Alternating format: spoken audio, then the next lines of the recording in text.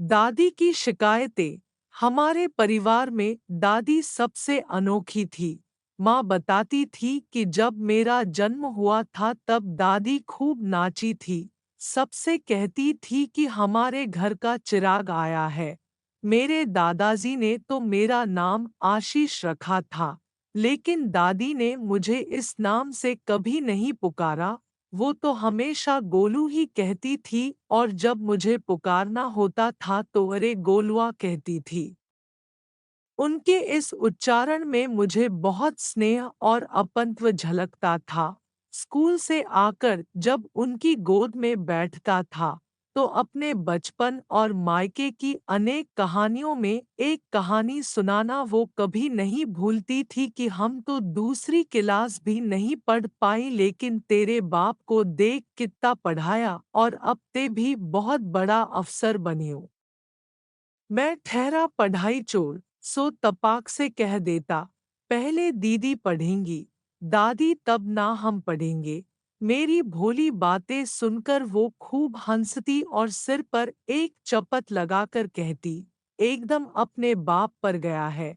School की पढ़ाई खत्म होने पर आगे की पढ़ाई के लिए पापा मुझे हॉस्टल भेजना चाहते थे, लेकिन माँ न भेजने के लिए अड़ गई। तब दादी ने ही माँ को उलाहना दिया, ते ही अपने बेटे से प्यार करत हो, हम नाही, जो हम अपने कलेजा पर पत्थर रखकर महेशवा, मेरे पिता को पढ़ने ना भेजते तो तू क्या अफसराइन, ऑफिसर की पत्नी बनकर इठलाती। उनके तर्क के आगे फिर माँ निरुत्तर हो गई थी। इंजीनियरिंग का फाइनल ईयर था। दादाजी की तबीयत खराब होने की खबर सुना तो उनसे मिलने के लिए आया। तब दादी उन्हें लेकर ललितपुर कस्बे से हमारे घर ही आई हुई थी। दादी बहुत उदास दिख रही थी। मैंने उनसे कहा, चिंता क्यों करती हैं? दादाजी कुछ ही दिनों में दौड़ने लगेंगे। तब उनकी आंखों में आंसू के साथ साथ एक आशा की किरण भी थी। वापस जाते वक्त पापा ने मुझे बताया था कि आशीष, तेरे दादाजी बचेंगे नहीं। पिता का साथ छूटने का दर्द उनकी आंखों में स्पष्ट दिखाई दे रहा था। मेरी परीक्षाएं शुरू हो गई थी। एक पेपर ही बचा था कि पापा का फोन आया, तेरे दादाजी नहीं रहे। जी तो किया कि दौड़कर घर का चला जाऊं, लेकिन फिर दादी फोन करके बोली, परीक्षा छोड़कर मत आइयो गोलू। मुझे उनकी बात माननी पड़ी। जब घर पहुंचा तो दादी मुझसे लिपटकर रो पड़ी थी। दादाजी के बिना तो वो अपने मायके भी नहीं जाती थी और आज उनके बिना। मैं उनका मन बहलाने के लिए उन्हें अपने कमरे में ले गया और दादाजी की तस्वीरें दिखाते हुए बोला, दादी, जब आप दादाजी के साथ घूमने जाती होंगी, यही तो शिकायत रह गई गोलू की वो आदमी हमको घुमाने खातिर कहीं नहीं ले गया। दादाजी के प्रति उनका क्रोध चेहरे पर उभर आया। डॉट कहने लगी, जाते बखत तो हमने उनसे कह दिया कि तुम हमें घुमाने खातिर कहीं नहीं ले गए। परशुराम के 4 बच्चे थे तो भी वो अपनी मेहरारू को दिल्ली ले गया था, लेकिन तुमसे 2 भी संभाले नहीं गए। और तो और गोलू, तोहार दादाजी हमें एक ठो सिनेमा भी दिखाने नहीं ले गए। मैंने बात घुमाते हुए कहा, कोई बात नहीं दादी, पापा तो आपका बहुत ख्याल रखते हैं। वो तो कौन तोहार बाप? दादी तपाक से बोली, वो तो एकदम अपने बाप पर गया है। कहो आम तो सुनेगा इमली।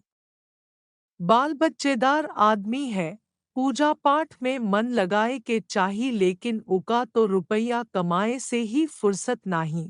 इसीलिए तो दादी आपकी माँ से खूब बनती है। वो भी तो आपकी तरह। अरे चुप कर, बड़ा आया माँ का हिमायती। तोहार महतारी को मालूम है कि हमको मीठी चाय पसंद है, लेकिन वो औरत चाय में चीनी कभी नहीं डालती। सास का ख्याल तो रखती है परंतु पति का नहीं। तोहार नानी ने अपनी बेटी को पति का ख्याल रखना सिखाया ही नहीं। दादी के मुख से उनकी शिकायतों का पिटारा सुनने में मुझे बहुत मजा आ रहा था। इसी बहाने वे दादाजी की कमी को कुछ देर तक भूली हुई थी। मैंने कहा, अच्छा दादी, कनक बुआ तो आपकी हर बात मानती थी। आप भी उन्हें मत बात कर उसकी बचवा। उसने तो हमरी नाक कटवा दी। दादी दुखी हो गई। कनक बुआ उनके ठीक पीछे बैठी मुस्कुरा रही थी।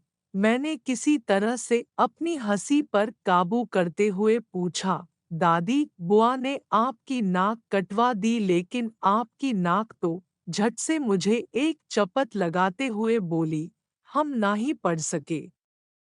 अपनी बिटिया को पढ़ाना चाहत रहे लेकिन उस नासपिटी को तो कितकित और गिट्टे खेलने से ही फुर्सत नहीं मिली। किताब देखकर उस महारानी को नींद आवत रही। बीती बात याद करके उनका चेहरा तो लाल हो गया और हमारी हंसी छूटी जा रही थी। लेकिन दादी, आपकी इच्छा सुनना जीजी, मेरी दीदी, ने पूरी कर दी ना। एमए इन अर्थशास्त्र एमए बीए का 4 अक्षर पढ़ ली तो क्या, ब्याह तो अपनी पसंद से किया ना।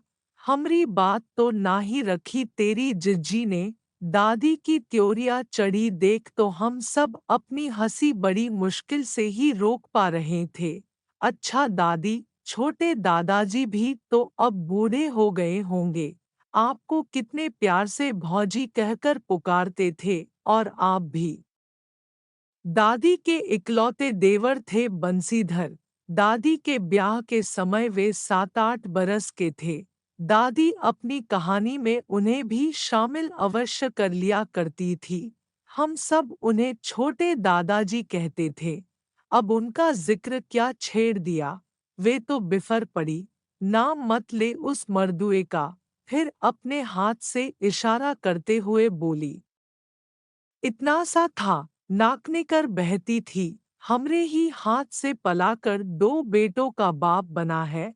फिर तो नजर ऐसी फेरी कि अपने मरते भाई का मुंह भी देखने नहीं आईस। दादी, सबकी तो कह दी। हमसे भी कोई शिकायत हो तो से काहे की शिकायत बचवा। तू तो। तभी माँ ने मुझे आवाज लगा दी। मेरे जाते ही बुआजी दादी से बतियाने लगी। मैं माँ से दादी के लिए चाय का गिलास लेकर आ रहा था कि दादी के मुख से गोलुआ जैसा स्वर सुनकर मैं ठिठक गया। अपनी प्रशंसा को सुनने के आतुर मेरे कर्णों में दादी के मधुर स्वर सुनाई दिए। दादी बुआ जी से कह रही थी, अपने भतीजा का पक्ष मत ले कनकी, गोलुआ जैसा कपूत तो अपने परिवार में नहीं। दादा के मरने के 10 रोज बाद आया है नालायक। दादी अच्छे अच्छे शब्दों से मुझे अलंकृत करती जा रही थी।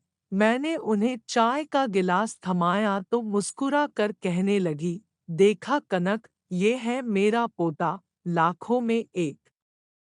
और मैं उनके वात्सल्य के आगे नतमस्तक हो गया।